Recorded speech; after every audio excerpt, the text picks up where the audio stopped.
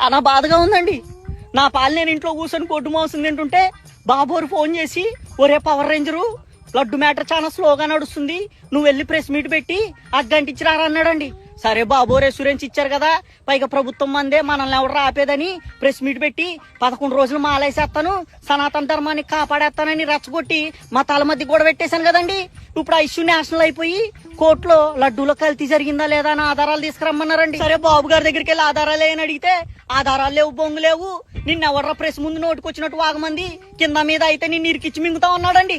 దెబ్బకు బుర్ర పాడైపోయిందండి బాబు. ఇప్పుడు ఇష్యూ సీరియస్ అయ్యేసరికి అబ్బా కొడుకులు ఇద్దరు సైడ్ అయిపోయి నన్ను ఇరికిచ్చి మింగుదామని చూస్తున్నారండి.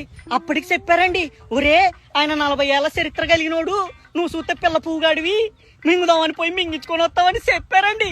నేనేం లేదండి. అయ్యో బాబోయ్ చాలా లోతుగా దింపేశాడండి. పెయిన్ తట్టుకోలేకపోతున్నానండి. మీరు మాత్రం కొద్దిగా జాగ్రత్తగా ఉండండి బాబు గారితో.